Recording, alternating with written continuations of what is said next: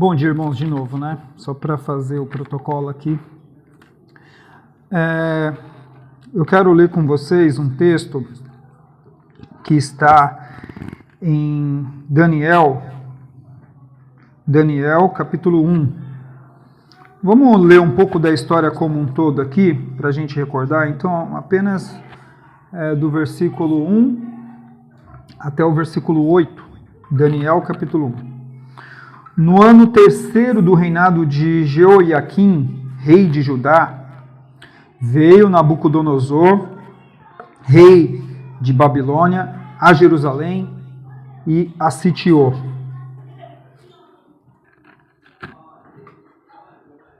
Versículo 2.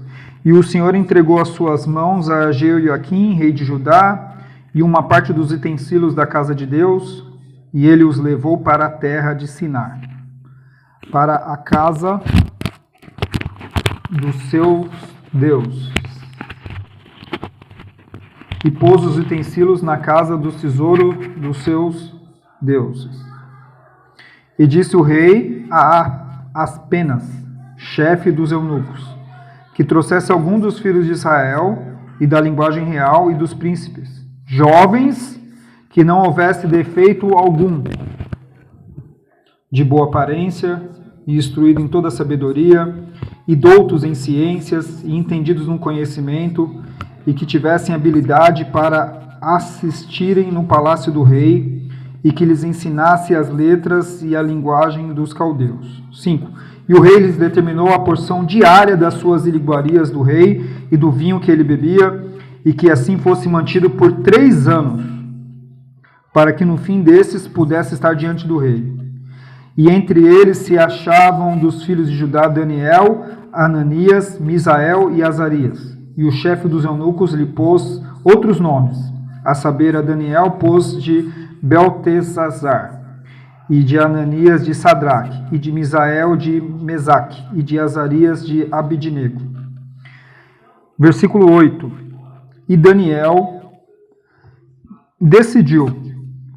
propôs no seu coração de não se contaminar com a porção das iguarias do rei, nem com o vinho que ele bebia. Portanto, pediu ao chefe dos eunucos que lhe permitisse não se contaminar. Amém?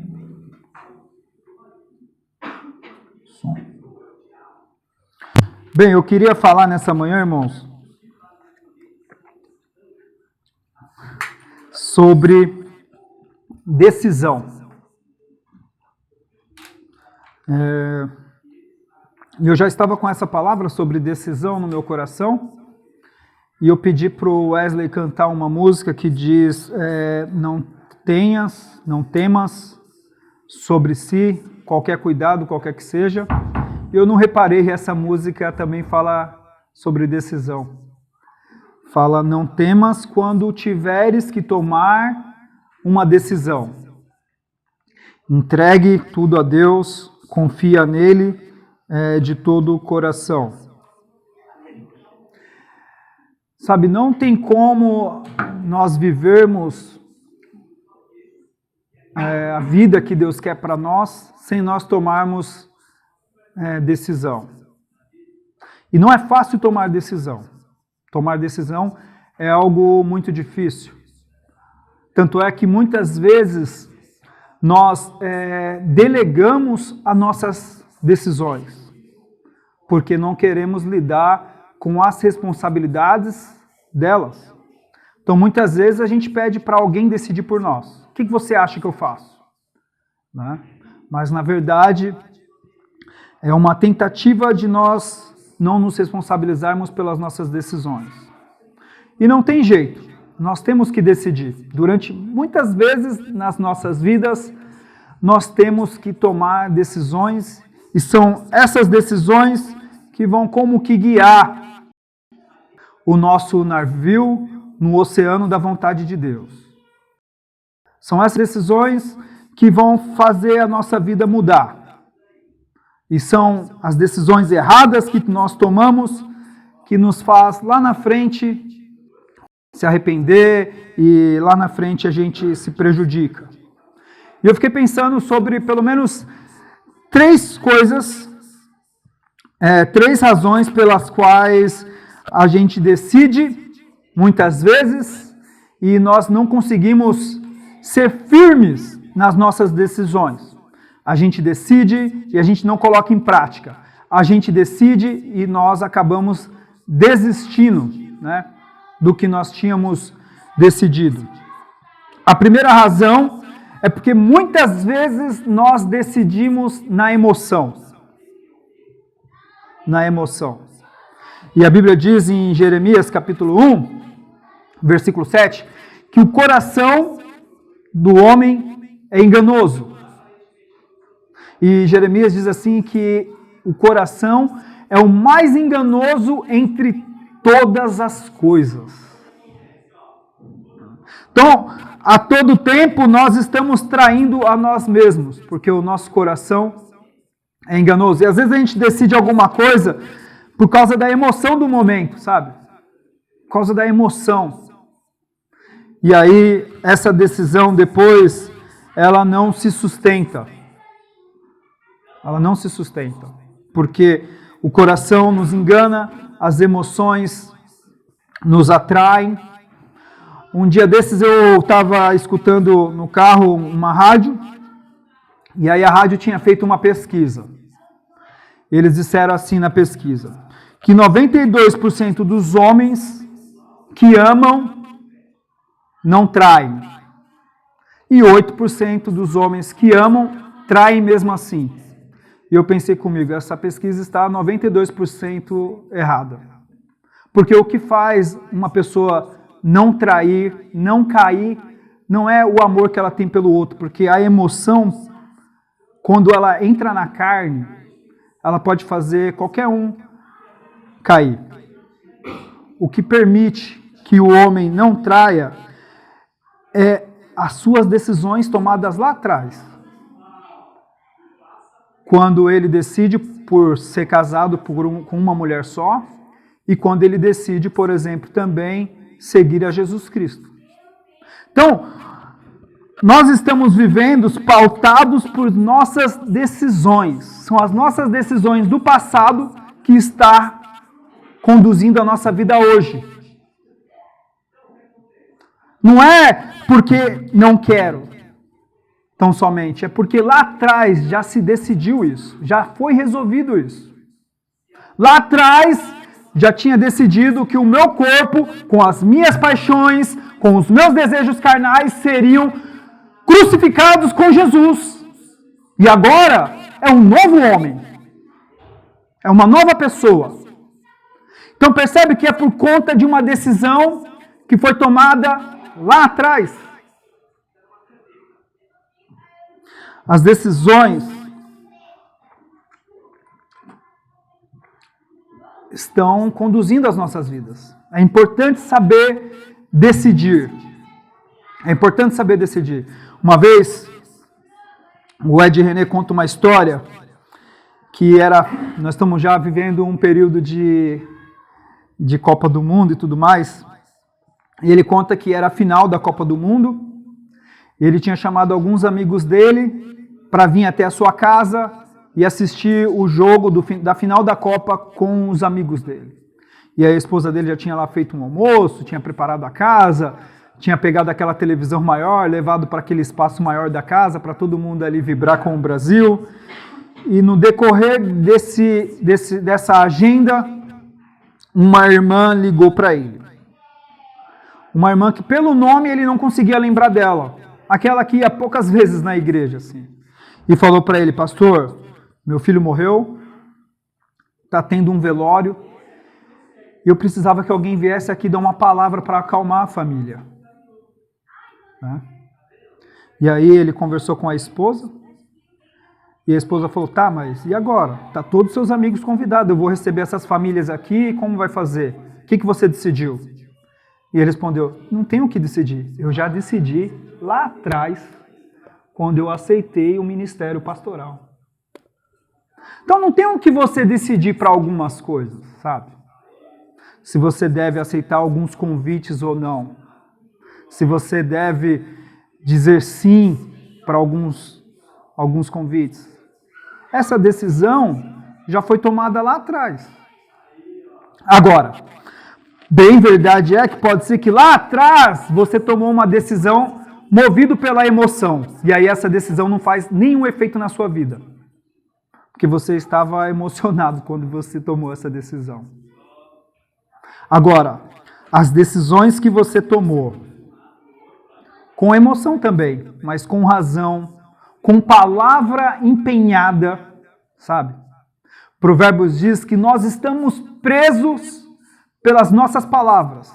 Mas agora, infelizmente, a gente percebe que as palavras têm pouco poder. A gente fala e depois a gente desfala. E a gente prefere falar do que escrever, porque é difícil desescrever algo que já foi escrito e até foi publicado numa rede social, por exemplo. A palavra tem muito poder. Agora, nós temos que lembrar constantemente, diante de algumas situações, quais foram as decisões que nós tomamos na vida lá atrás, o que essas decisões elas implicam hoje. Porque muitas das coisas que nós fazemos, às vezes nós fazemos sem lembrar do que nós decidimos lá atrás, sabe? Lá atrás. O que nós decidimos lá atrás? Muitos aqui fizeram uma confissão de fé e foram além, fizeram um batismo público. E essa decisão que você teve de seguir a Cristo, ela implica em um monte de coisa hoje que você não deve aceitar. Por conta dessa decisão que você já tomou lá atrás. Muitos de nós aqui foram em um cartório, contraíram um matrimônio, foram no religioso também, diante de um pastor, de um sacerdote, alguém, e verbalizou esse compromisso, e é isso agora que dita a sua vida agora. Não é? É isso agora que dita a sua vida. Decisões. Não é? E decisões que nós tomamos em momentos de emoções, elas não se sustentam. Não se sustentam. Porque a nossa disputa com a carne é uma disputa perigosíssima, sabe? A nossa disputa com a carne, onde está a raiz da nossa emoção, é uma disputa muito perigosa.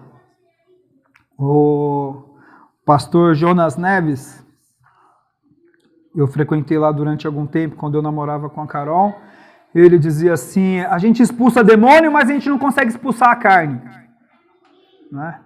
Você impor as mãos sobre alguém e falar, sai carne. Não sai. O conselho de Paulo em 2 Timóteo é para que ele fugisse dos desejos da sua mocidade. 2 Timóteo 2, 22, se eu não me engano. E os desejos da mocidade não é algo, eu percebo isso olhando a vida de algumas pessoas mais velhas. O desejo da mocidade não é algo que fica na mocidade e acabou. Não. O desejo da mocidade persegue o homem. E o homem ainda na fase adulta, ou até mesmo na fase já da terceira idade, na fase idosa, ele ainda traz com ele desejos que ele tinha na sua mocidade. E é necessário se policiar e vigiar todo o tempo com esses desejos da mocidade, porque nós carregamos eles na nossa vida adulta. E Paulo fala, olha, foge dos desejos da sua mocidade. Paulo também escrevendo em 1 Coríntios, ele fala, foge da prostituição. Foge de uma vida promíscua. Fuja disso. Não fleta com isso. Uma das piores coisas que nós podemos fazer com nós mesmos é tentarmos medir a nossa força quando o assunto é pecado, sabe? Eu parei de fumar, mas eu vou comprar um maço e vou deixar no meu bolso para eu provar para mim mesmo que eu não vou acender mais nenhum cigarro. Se você quiser provar a sua força, você vai cair e vai perceber o quanto é fraco. Sabe? Eu não quero nada com aquela pessoa, mas para eu provar para mim que eu não quero nada com ela, eu vou gravar o número do WhatsApp dela aqui, mas nunca vou chamar ela, nunca vou responder ela, para eu provar para mim que eu sou forte. Já era.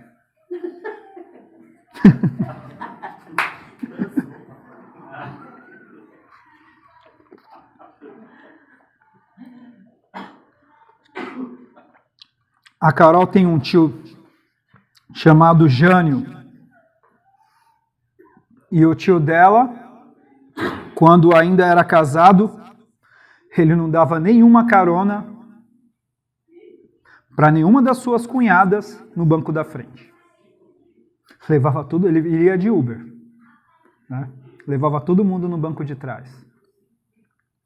Eu conheci um vendedor que era cristão evangélico, tinha sérios problemas com a pornografia, e ele era vendedor, trabalhava na rua viajando, dormia em hotel sozinho.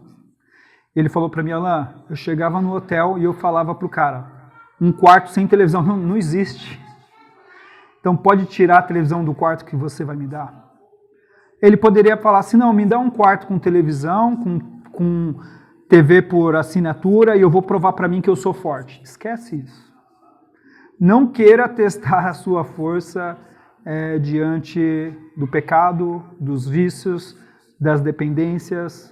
Você não é forte para lidar com isso, né? Nós mesmos colocamos diante de nós as nossas tentações, né? Segunda razão pela qual a nossa vida não sustenta as nossas decisões é porque muitas vezes a gente decide por causa do outro, sabe? Não é uma decisão que eu quero para mim, mas eu estou vendo todo mundo se decidindo por isso, então eu vou decidir também. Nós tomamos decisões baseadas na experiência do outro. E quantas pessoas vieram para a igreja por causa da esposa e nunca ficaram?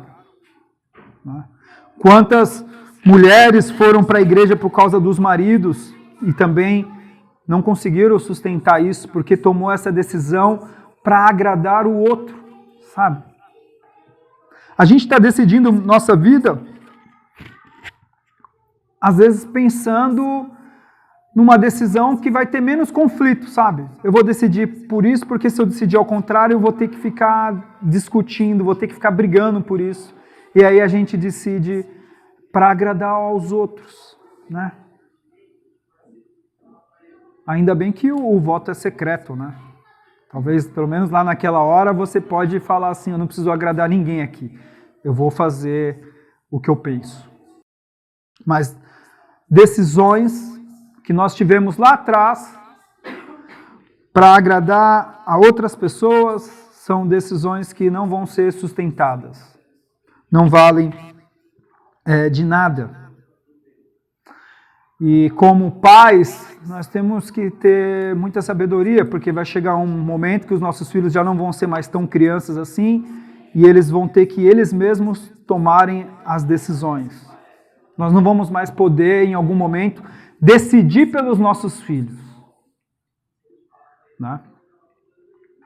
A gente vai poder sim orientar, mostrar o nosso desejo, contar a nossa experiência de vida, mas a decisão vai chegar a uma certa idade que vai ser deles.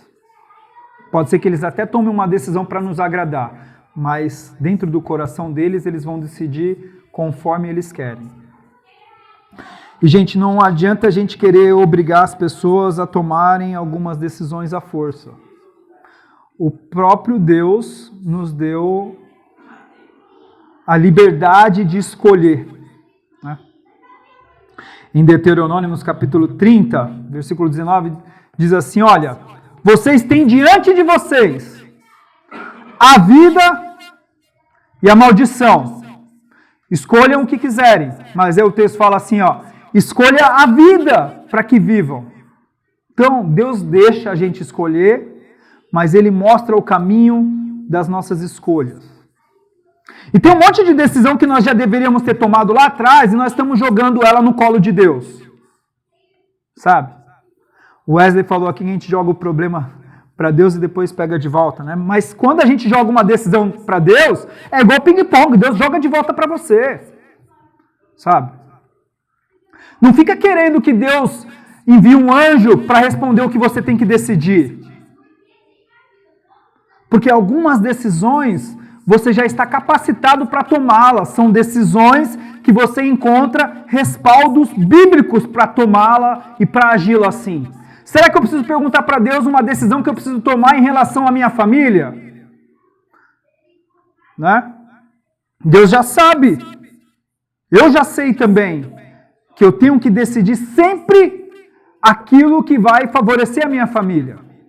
Porque hoje em dia as pessoas estão decidindo de acordo com o seu egoísmo. E Paulo escreveu para Timóteo, anota aí, ó, você quer saber como vai ser os últimos dias? Anota aí, nos últimos dias os homens serão amantes de si mesmos. Isso é egoísmo, individualismo, amor próprio. E nós estamos muitas vezes tomando as nossas decisões com base no nosso amor próprio, na nossa própria felicidade, no nosso egoísmo. Né?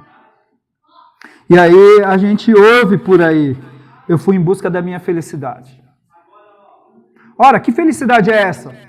Que para você ser feliz, custa a tristeza de um monte de gente. Sua felicidade é egoísta. Sua felicidade é mesquinha. A felicidade da palavra de Deus é uma felicidade que pode ser compartilhada. Para que alguém possa rir comigo, comemorar comigo. Agora, que felicidade é essa que ninguém quer comemorar com você, essa decisão aí que você tomou? Né? Então, gente, decisões baseadas na vontade dos outros. Nós temos que tomar cuidado com essas decisões. Eu lembro uma vez que eu preguei numa igreja e uma irmã veio pedir um aconselhamento. E assim, gente, 90% das pessoas que pedem um aconselhamento, que pedem uma direção, na verdade, elas já sabem tudo que elas querem, tudo que precisa ser feito. Né? Quem trabalha com terapia sabe bem disso. A pessoa já sabe o que ela precisa fazer, mas ela quer ouvir de você, porque muitas vezes ela sabe o que tem que fazer, mas ela não quer fazer aquilo que ela sabe que ela tem que fazer. Ficou meio dimo a isso? Não, né? A pessoa sabe o que ela tem que fazer, mas ela não quer fazer aquilo que ela sabe que ela tem que fazer, então ela busca uma opinião de alguém para dizer para ela algo que ela tem que fazer, que seria aquele algo que ela realmente deseja. Não é igual quando um bendito exame dá uma resposta que a gente não queria. A gente não vai no outro médico querendo que ele fala realmente que você tem que operar. A gente vai no outro médico esperando que ele diga que você não precisa tomar esse remédio. Né? Mas aí depois o outro médico diz a mesma coisa. Aí a gente dá a chance do terceiro. Alguns dão a chance do quarto. Aí o convênio liga lá pro cara, meu, o que está acontecendo? E quando a gente decide pelo outro, e essa mulher, voltando à história, depois vocês vão ficar curiosos, ela falou assim, eu gosto muito de uma pessoa, e essa pessoa gosta muito de mim também, mas a gente não sabe se a gente deveria ficar junto, porque nesse atual momento essa pessoa, ela é noiva, ela está se preparando para se casar com outra. Irmãos, qual que é a vontade de Deus, sabe?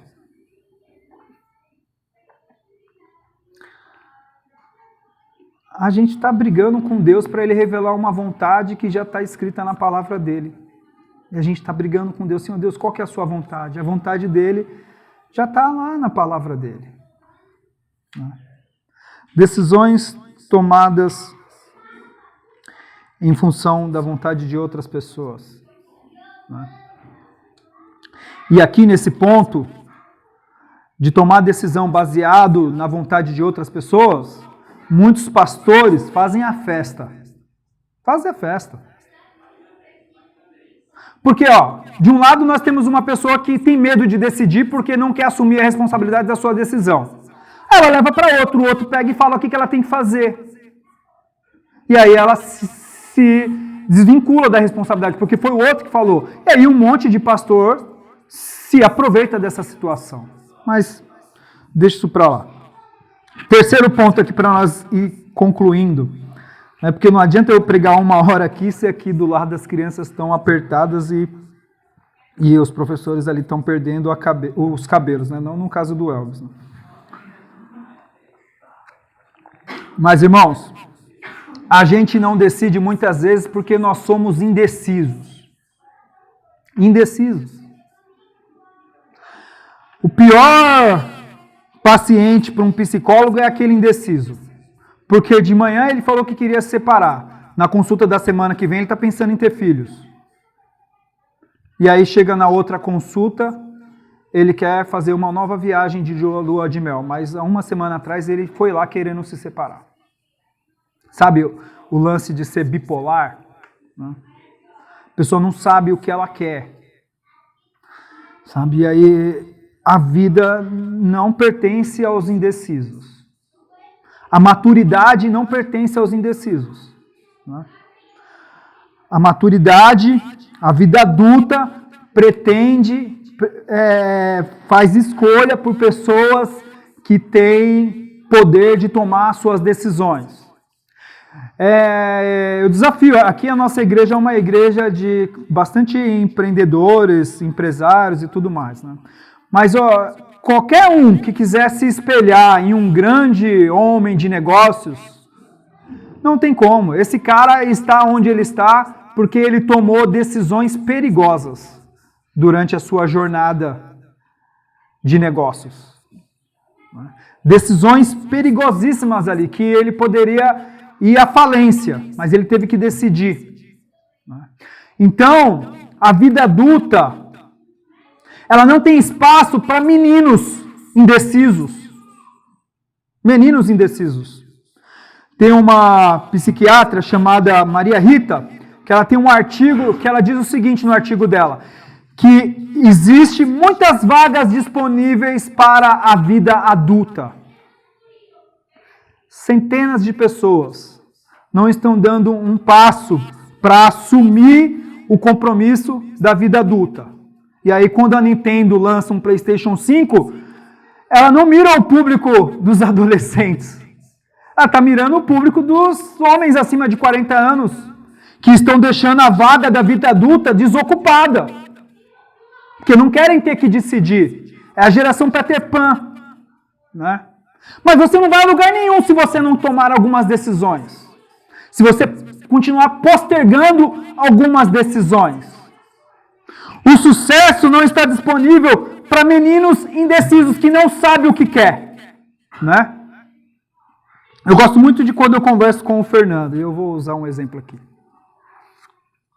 E ele tem um trabalho que ele trabalha de sábado. Eu falei para ele, será que às vezes não valia a pena você optar pelo aquele outro emprego B, porque lá não se trabalha de sábado? E ele falou para mim, não, mas meu trabalho é por pouco tempo, eu vou trabalhar com advocacia. Não estava nem na faculdade, tinha dado uma pausa lá. Né? Mas percebe a visão, porque ele já decidiu isso para a vida dele. Sabe? O que você decidiu para a sua vida? Quais são as decisões que você tomou para a sua vida? Ou até quando você vai deixar essas decisões serem postergadas? Depois a gente decide isso. Né? Com medo. Sabe? Às vezes o medo de uma dívida impede você de decidir. Às vezes é melhor ter mesmo medo da dívida. Né? A gente sabe que o dinheiro não aceita desaforo. Mas existem algumas decisões que não tem jeito. Você tem que tomar, senão a sua vida vai ficar estacionada no tempo e no espaço.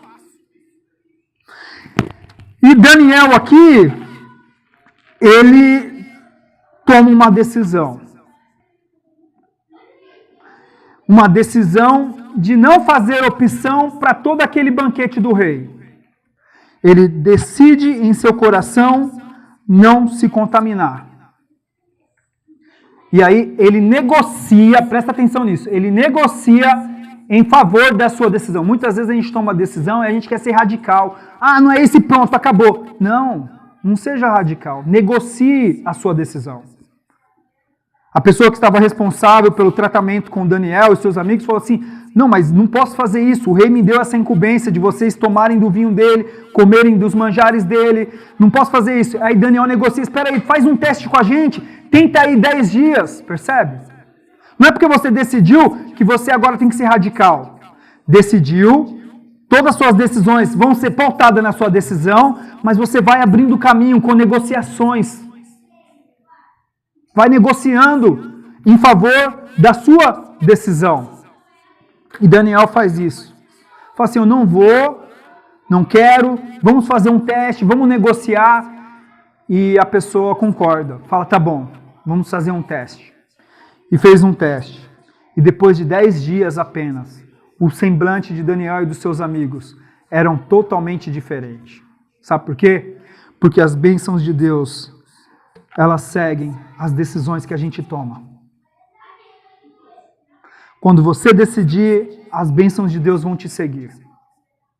Se você decidir lá no seu coração, pautado no que diz a palavra de Deus, nos valores que nós encontramos sobre família na palavra de Deus, as bênçãos de Deus vão seguir a sua vida. Existem um monte de coisas que estão